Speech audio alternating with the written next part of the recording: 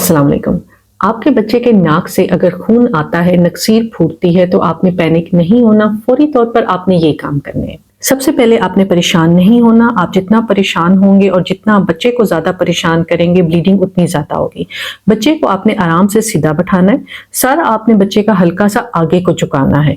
ना आपने उसका सर बहुत ज़्यादा पीछे करना है और ना ही उसका सर बहुत ज़्यादा आगे को करना है, बल्कि हल्का सा आगे करना है। अगर आप बच्चे का सर बहुत पीछे करेंगे तो खून उसके हलक में गिरेगा, बच्चा खांसेगा, वॉमिट करेगा, बल्कि उसका खाना भी फिर काले रंग का आना शुरू हो जाएगा। नाक की टिप से यानी कि सॉफ्ट हिस्से से आपने प्रेस करना है, क्योंकि खून की नालियां इधर इकट्ठी होती हैं। आपने नाक के ऊपर वाले हिस्से से प्रेस नहीं करना। इस दौरान बच्चा मुंह से सांस लेगा। बच्चे को ना परेशान करना है, ना रुलाना है, उसको रिलैक्स करें, उसको बताएं कोई मसला नहीं है, क्योंकि अगर बच्चा रोएगा, उछलेगा, कूदेगा तो खून ज्यादा आएगा, प्रेशर ज्यादा खून की नालियों में बढ़ जाएगा और ब्लीडिंग ज्यादा होगी। 10 मिनट आपने मुसलसल प्रेशर देना है। 10 मिनट बाद आपने चेक करना है। अगर नहीं रुका तो 10 मिनट दोबारा प्रेशर दें। बार बार आपने नहीं देखना कि खून रुक गया या नहीं रुक गया। बच्चे को बताएं कि मुंह से रिलैक्स होकर सांस ले। अगर गले में कोई खराश महसूस हो या थूक आ रही हो या खून के कोई ड्रॉप्स उसके गले में लग रहे हो तो उनको निगलने के बजाय बाहर थूक दे। आइस पैक या ठंडा किया हुआ कपड़ा लेकिन नुचड़ा हुआ हो नाक के ऊपर ऐसे रखें। डायरेक्ट बर्फ आपने कभी भी नाक के ऊपर नहीं रखनी। जब 10 मिनट बाद आप देखें कि बच्चे का नाक का खून रुक गया है तो आपने बच्चे को लिटा नहीं देना, बल्कि उसको बैठा के रखें। अगर आप बच्चे को लिटाएंगे तो फिर ब्लीडिंग ज्यादा हो जाएगी, इसलिए जब खून रुक भी जाए तो भी आपने बच्चे को बैठा के रखना है। भागने दौड़ने वाली गेम्स अगले 1 से 2 दिन बच्चा ना खेले।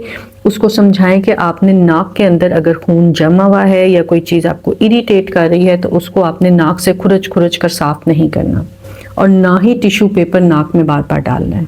बच्चे के नाक से खून आता क्यों है? अगर हवा खुश्क हो और बहुत ज़्यादा गर्म हो तो बच्चे को नकसीर फूटती है, इसलिए आप अपने कमरे में कूल मिस्ट ह्यूमिडिफायर का इस्तेमाल करें।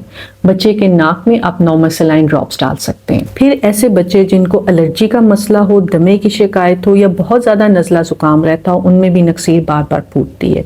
कमरे में अगर बहुत ज़्यादा हीटर का इस्तेमाल हो या बहुत ज़्यादा एसी या कूलर का इस्तेमाल हो तो भी बच्चे की नकसीर फूट सकती है, इसलिए कूल मिस्ट ह्यूमिडिफायर का इस्तेमाल करें। बच्चे की अगर नाक की खून की नालियां कमज़ोर हों तो भी ऐसे बच्चों को बार बार नकसीर फूट सकती है।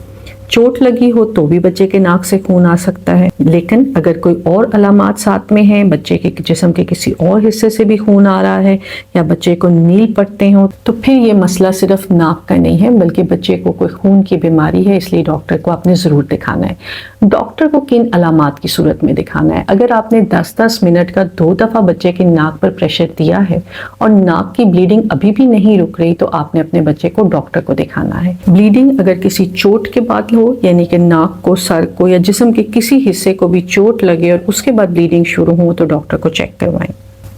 ज़्यादातर इन सिंपल स्टेप से बच्चे की नकसीर रुक जाती है, लेकिन अगर बच्चे को बार बार नकसीर फूटती है या बार बार ये मसला आ रहा है और बच्चे के नाक की खून की नालियां कमज़ोर हैं तो हो सकता है कि कॉटरी की ज़रूरत पड़ सके। तो इसके लिए आपने अपने डॉक्टर से ज़रूर मशवरा करना है। अपना और अपने बच्चे का ख्याल रखिएगा। बहुत शुक्रिया।